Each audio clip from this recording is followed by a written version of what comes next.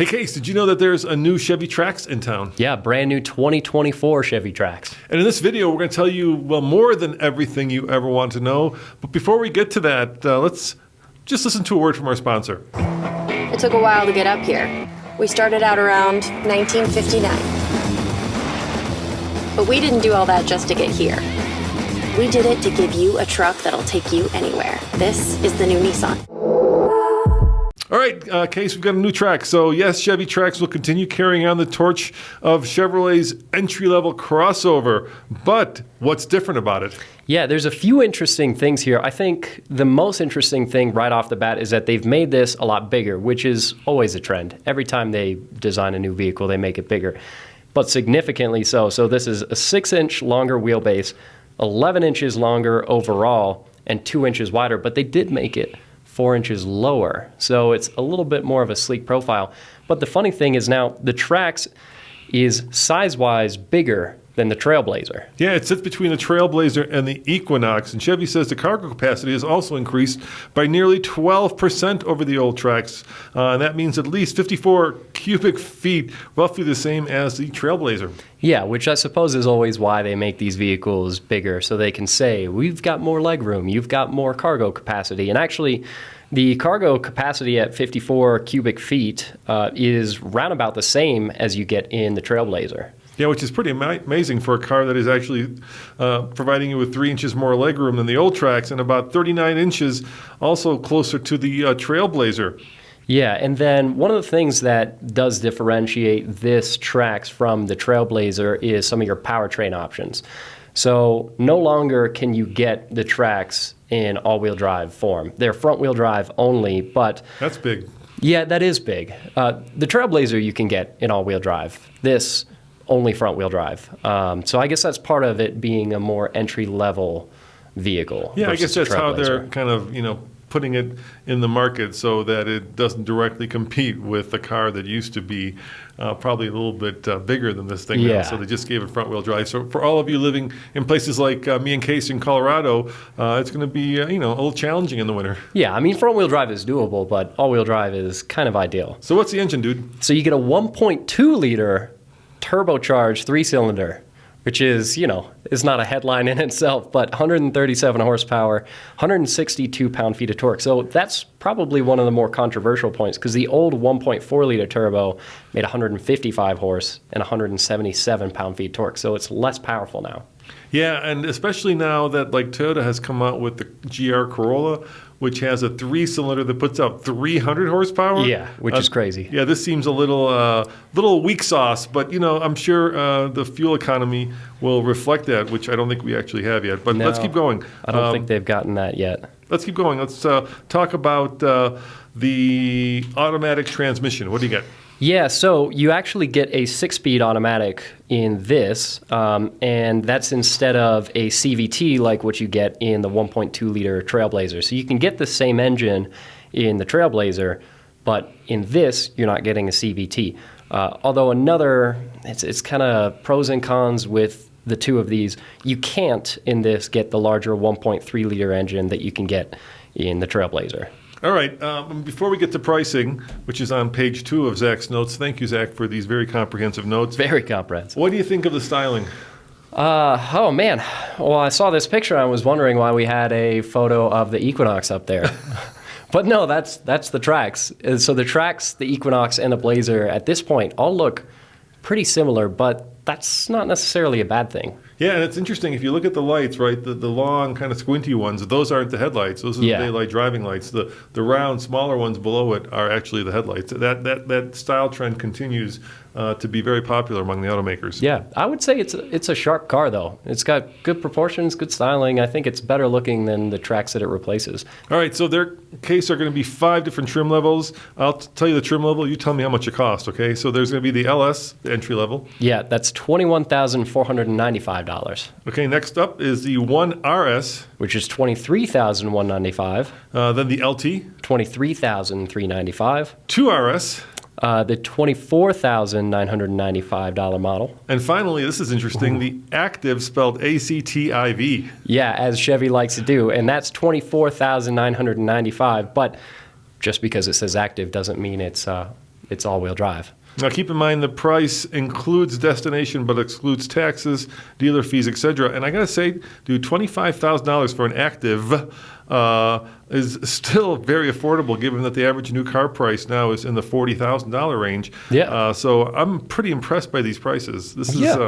This is pretty hard to fathom that they could build a car and sell it for between $20,000 and $25,000. Yeah, and it'll be interesting to see with the different options that are available on this car, how much can you spec it out to if you get every bell and whistle. But I mean, this is a sharp-looking car for $25,000. I wouldn't be embarrassed to roll up to a dinner in this.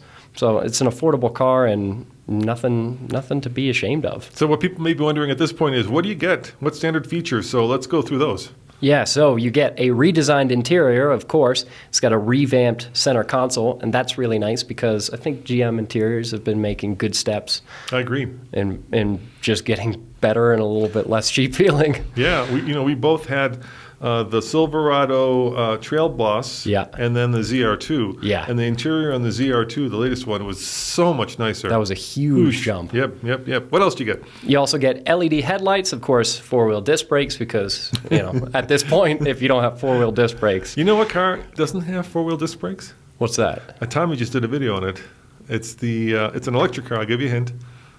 Is it a Leaf? Nope, it's a Volkswagen ID4. It has drum brakes in the back. Really? Yeah, I believe I wouldn't so. expect that. Yeah, the engineer said that because it gets most of its braking from regeneration. Right. Or as the Germans say, recuperation. Yeah. It doesn't need disc brakes. It's like the Tacoma, right? They say that it's better for it not to have disc brakes. I'm always a little hesitant when I hear that. They always want to tell you that what they're giving you is the best thing, but at this point, most side-by-sides come with four-wheel disc brakes, so you would expect that. But actually, the old front-wheel drive Trax had drum brakes in the rear, so having disc brakes on this is actually a step up for the Trax. Yeah, I wouldn't even know how to adjust drum brakes anymore. That's an art lost in the mist of time. Yeah, I actually need to do that on my truck, so I'm going to find out pretty soon here. All right, you also get Chevy Safety Assist Suite. What does that include? Oh, let's see. You get forward collision alert and automatic emergency braking, which is also becoming very standard in cars these days. Front pedestrian braking, lane departure warning, and lane keep assist. Automatic high beam control, which is nice because that's usually a luxury feature. And a following distance indicator plus cruise control, and you can get adaptive cruise on some of the higher end trims. Yeah, and you also get wireless Apple CarPlay support and wired Android Auto. You don't get wireless connectivity if you have the Google OS yet, unfortunately. So all of you Google types are, out of luck. The RS trim gets you some slightly sportier styling elements, and then the LT is more tech and comfort features.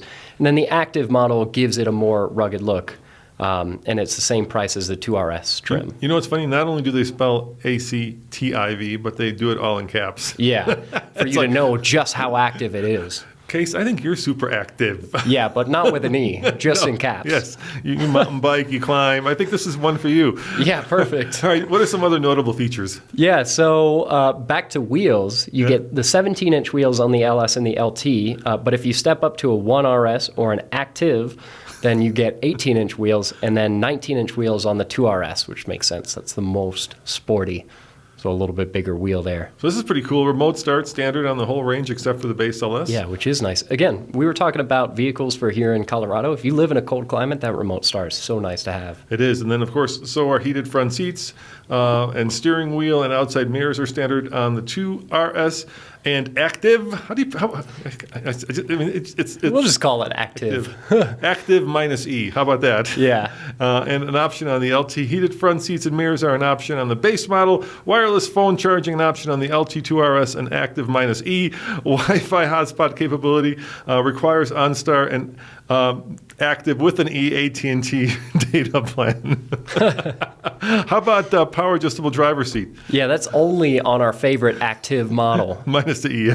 Yeah, minus the E. And then the RS models get special red seat accents and a flat bottom steering wheel, so you know. And the Active minus E gets EvoTech seats with yellow accents. RS and Active minus E models get the whole black bow tie and optional tech features, adaptive cruise control, lane change alert, side blind zone alert, rear cross traffic alert, and rear park assist. So let's talk about a lot of driver competition. assistance. Yeah, it's a lot of driver. I mean, a lot of stuff's becoming standard now, right? Yeah, it is. You got to kind of do it. And if you don't, you look really cheap. Yeah, exactly. We don't care about safety at our car manufacturer.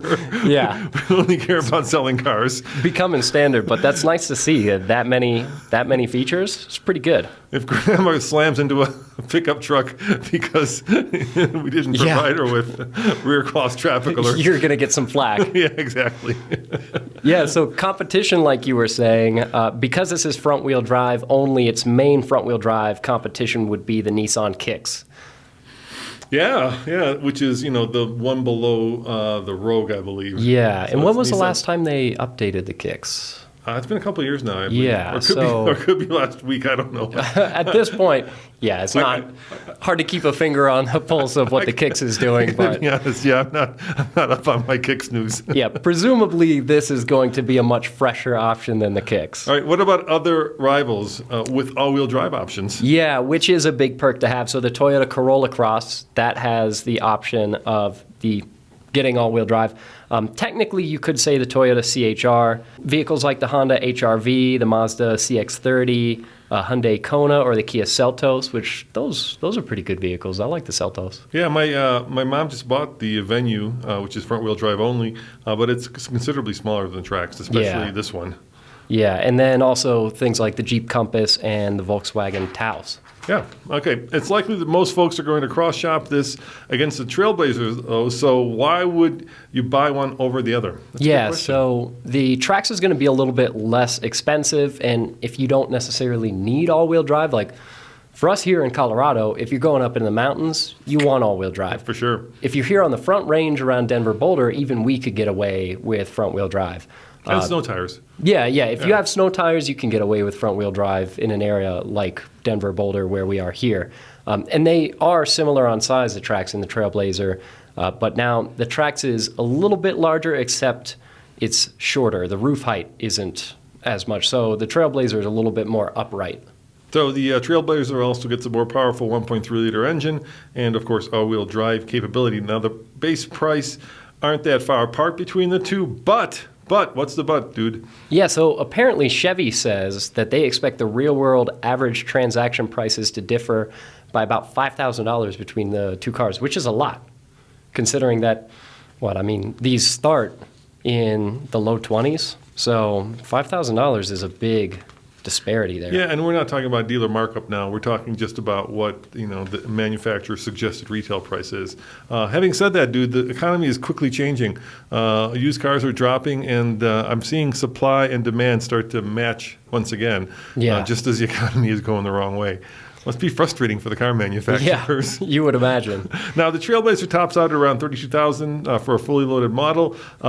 Folks who lean toward the Trailblazer will buy the more expensive all-wheel drive model, and the Trax then become significantly less expensive by comparison. But here's a question I'm sure you're all dying to know. When will this thing go on sale? Yeah, it's going to be next spring, so coming up. And we'll have more specs and information on it closer to launch, things like fuel economy. Exactly. Yeah, fuel economy, and hopefully, we'll also figure out just why it looks like a Cylon. Do you know what a Cylon is? Yeah. It's from Battlestar Galactica. Oh yeah, is that what it looks like? For me, yeah. I know I'm like 3 generations past you. Yeah. In terms of sci-fi, but there were these robot-y many aliens that had this little red dot that went back and forth, and those squinty lights up top kind of remind me of a Cylon. I like the styling. I think it's actually very modern. I think it's and sharp. Very hip. Yeah. Yeah, it doesn't look like a cheap car from that picture. Yeah, and I'm really surprised by the pricing, actually. I think if they can hold the line and actually sell it for what they're saying it's going to sell and then keep their dealers in line, this is going to be a winner chicken dinner. Yeah, and affordable cars are important. Not a lot of people can spend 50, 60 grand on a vehicle, so having something that starts in the low 20s and even for a top trim is 25, that's a good thing. Yeah. All right. Well, guys, thank you for watching. Remember, go to alltfl.com if you want to keep up to date on all of our videos because we got a lot coming out. Yeah. And thank you, Case, for helping me learn all about the new 2024 Chevy Trax. See you guys next time. Ciao.